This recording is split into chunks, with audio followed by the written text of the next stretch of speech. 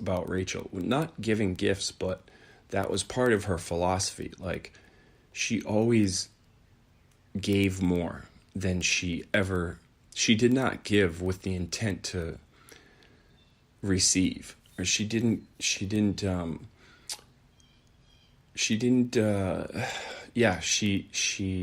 never received without without making plans to give back more. Her life was basically about giving more. It was basically about, her philosophy was like, always treat people better than you'd want to be treated. Not expect to be treated. Treat people better than you'd, in your ideal world, like to be treated. The cliche philosophy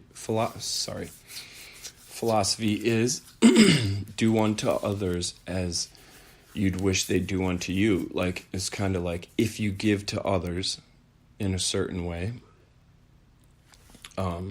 then, or if you're good to the world will be good to you. And that wasn't Ray's philosophy, because she was good to the world without expecting or wanting, or without the intention. Her intent wasn't so that she would get karmic return. Her intent wasn't so that the world would be good to her. That's not why she was so just remarkably generous. She was so generous. She gave everything away.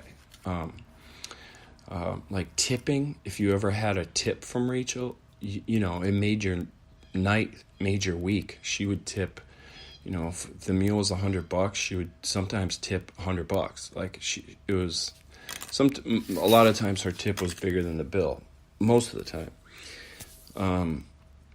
Because she was in the service industry, so that was part of it too. But she tipped everyone. Like, if we went to Taco Bell drive-thru, she left a tip. She always tipped.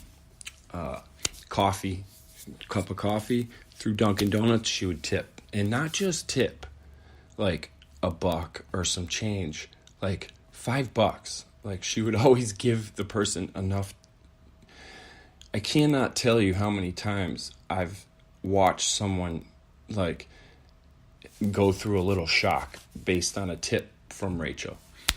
And the best part was, that's not why she did it. It's not like she would leave a tip and hang around for a reaction. She just did it because that was who she was. So for the first birthday together as like a couple living together, for her to buy me this guitar is just unreal. Like, unreal. I haven't talked to anybody in a relationship, in like a loving relationship, of all the couples I know, nobody on the first birthday celebration of the guy or the girl ever spent $500-$600 on a person. It's just unheard of. But it wasn't about the money for Ray. It was about the guitar and what it meant to me, and I think she knew. The guitar originally was a gift from my parents, so having pawned it was just like a real shame for me. It was real. I was really tortured by the fact that I had done that. Anybody who knows anything about addiction will understand that.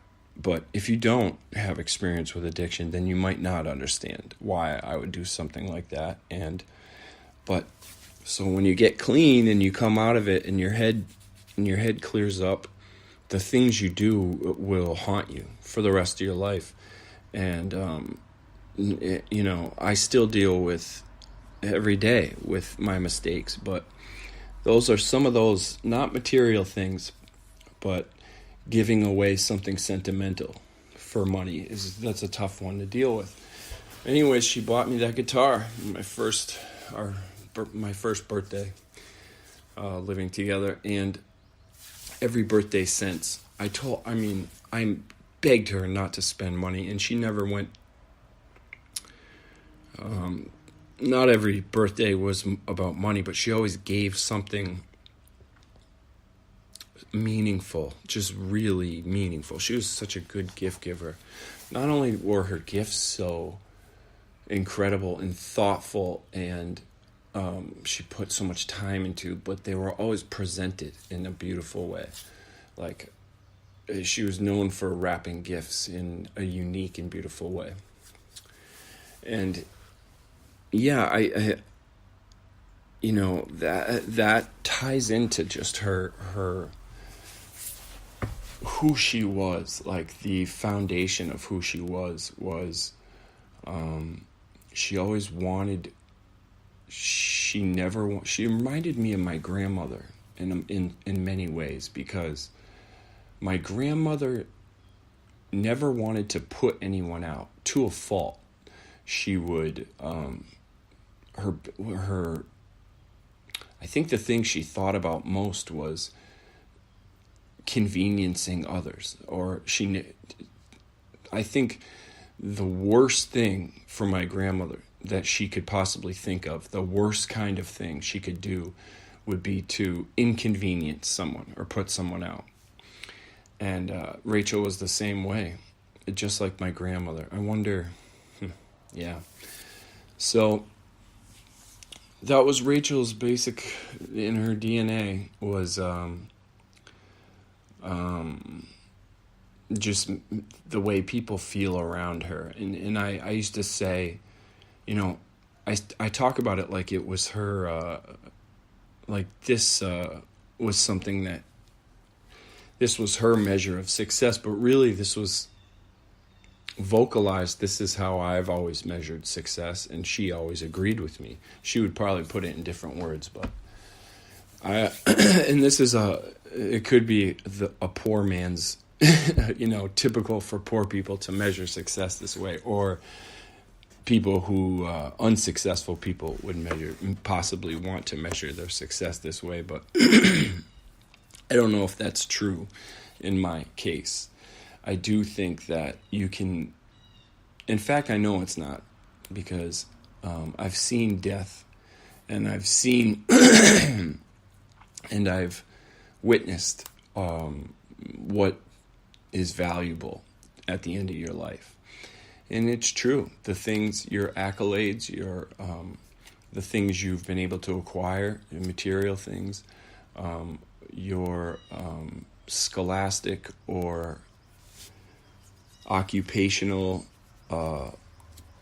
accolades don't matter as much as the way you've been with people, and the time you've spent with people, and the things you've done for people and with people. So I still say, if you want to judge how you're doing in life, if you want to measure your success in a very spiritual way, take note of people's reactions when you come into a room. So if you're walking into work, pay attention to the way people receive you. If you're going to a family event and you walk in, pay attention to the reaction in the room. And that's a good measure for success to me, because I think it's just the clearest, most telling thing. That's a great way to judge what kind of a person someone is by seeing the reaction of people that they know around them when they arrive. And if people look away, like, you can tell right away if that person is someone who is well liked, and are they excited to see you? Do they laugh? Do you see someone? Is there someone who comes over to you and gets do you bring joy to the room, or do you bring anxiety to the room, or do you that's a good way to measure your success and whether or not you're on the right path spiritually. Is do people like being around you? And Rachel was the most successful person I've ever met in that regard. we were not punctual. Rachel was not always punctual for family events, things like that. But I can remember being around her family. I definitely, I've seen this, being around her family when she's not in the room, and watching her come into the room, and like, man, God, it was so obvious to me. Like her mother, her brothers, her father, most definitely, her nieces and nephews, or her niece and nephews, like her Aunt Kathleen. Just when Rachel arrived, the joy arrived. Like her brother Dan like watching him around Rachel. I remember I didn't have brothers growing up, so I remember when I first met her brother Ben, they were sitting together, and of course I have an older sister, Jen, but our relationship was different from the relationship Rachel had with Ben and her brother Dan.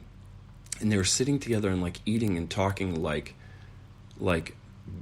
good friends, like college friends. And I remember admiring that a lot. I thought it was so very cool that they lived together, like during college years, and I thought that was very cool. Of course, her brother Ben is one of the coolest guys I've ever been around, and her brother Dan, very hard to describe because he's just one of the nicest human beings I've ever experienced. He's so funny, and he's a doctor. He's a brilliant guy. Wildly smart and successful, but without a pretentious bone in his body. And I remember in particular her brother Dan's the way he would behave around her, or when she comes in a room. Like, God, he loved her.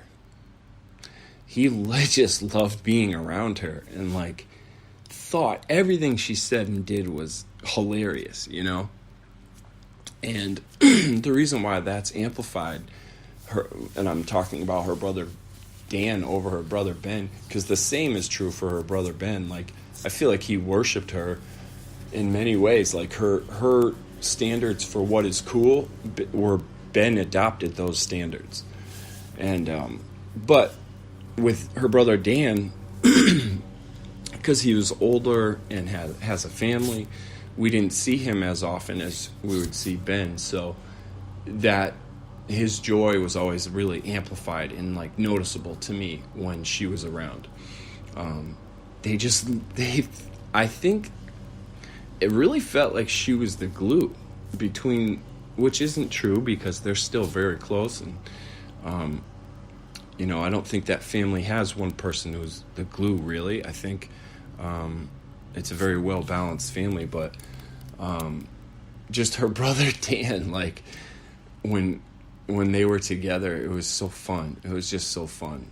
It's so fun to be around Rachel and her brothers, like in general. Rachel and her mom, Rachel and her dad. Rachel was, she was the light in every room. She was just like blunt, honest, hilarious, this beautiful, like, elegant, gorgeous girl, like, very delicate looking. And then you'd hear her talk, and she would just shatter all of that, and you'd realize that she was just like, it's like living with the coolest dude friend on the planet, but instead she's a gorgeous girl, like flawlessly gorgeous girl. So she was perfect. That's what I'm getting at. I think that's what I'm saying, is she's perfect. Yeah, that's long story short. Long story short. Yeah, she was perfect. Speaking of shirts, like, the first time I saw Rachel not in her work get up, like her McCarthy's Pub t-shirt. Wait, I shouldn't say that, because I had seen her at work parties and just like regular. She used to wear like a short sleeve polo and khakis a lot. The first time I saw